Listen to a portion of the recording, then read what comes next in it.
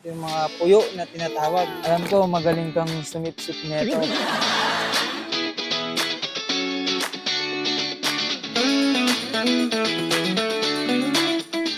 So, yun mga boss, nandito tayo ngayon sa San Agustin, Candaba, Pampanga. Kasama natin sila kuya na daming binili. Ate, ano ba yung isda po ito? Kat, Agad. Kasama po natin si ate. Ate, anong pong Rita. pangalan nila? Rita. Ilang taon na po ay nagtitinda dito sa Mag-isang- San Agustin? mag-iisang taon pa lang. Mag-isang taon pa. Ano pong mga isda ito? Tilapia, burase, karpa, ayan may bangus, may dalag. Alam natin mga bangus ay ano pala? Karpa. Common, karpa. Meron din silang mga patay na dalag pero masarap yan sa daing tsaka yung pamburo. Oo, pampaksiw, pwede. gatas ng kalabaw. Yan, kasama pala natin si Johnny.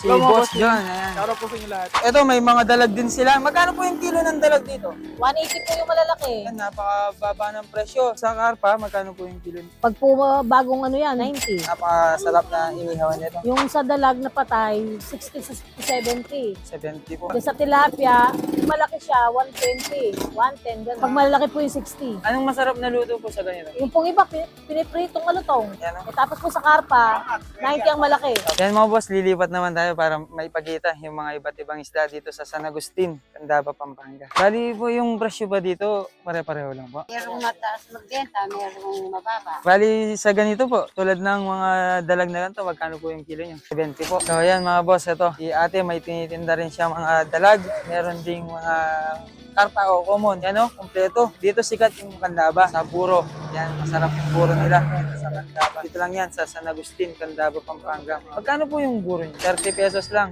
Ito yung common na tinatawag. Dito mga boss, kung mapapansin nyo, alas pare-pares lang yung isda. Hindi lang nagkakapares sa presyo. May mga bulig. Pare-pares. Ito, meron ding mga gurami, 200 yung kilo. Mga isda dito mga boss ay mga isdang tubig tabang to. Kaya wala kayong makikita dito na isdang dagat mga boss. Yan sa lahat ng mga nagtitinda dito mga boss. Ngayon lang ako napansin ng mga liwalo na hinahanap natin. Ayan, ito yung mga puyo na tinatawag. Napakasarap sa pangat saka sa paksiw. Masarap nito.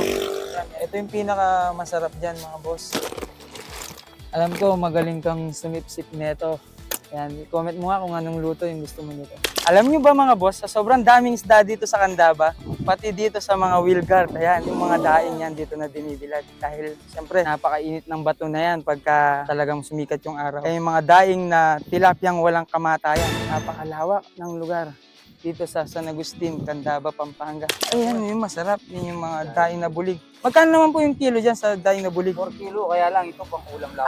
Pang-ulam lang yan. Pero pwede po magpadaing din po dito sa... Pwede. Ayun. Ayos pala talaga. Ang gagawin mo na lang, pag uwi mo, ibibilad mo na lang. Mga tilapia at saka mga dalag. Bali, ilang oras nyo po yung ibibilad? Maghapon po. Kaya talagang tuyong-tuyo na. Pagkadating ng alas 5, sigurado, tuyong-tuyo na yan. Lalo na pagka yung sausawan mo, kahit suka lang. Mga tilapia. Ito naman, mga butaris. O yung bulig. Ano? Sarap niyan. Masarap din tong butaris na to, yung bulig na to, sa buro. Masarap na buro yung isdang to. Yan, no? Ayos talaga. Kung naghahanap kayo ng mga isdang tabang, dito na kayo magpunta. Dito sa San Agustin, Candaba, Pampanga. Yan, mababang presyo at fresh na fresh. Tapos na tayo at naipakita na natin ang iba't ibang mga isda. Abang dito sa Candaba, Pampanga. Dito lang yan sa San Agustin, Candaba, Pampanga, mga boss. Kaya kung gusto nyo ng mga isdang tabang, dito na kayo magpunta sa San Agustin, Candaba. Yan.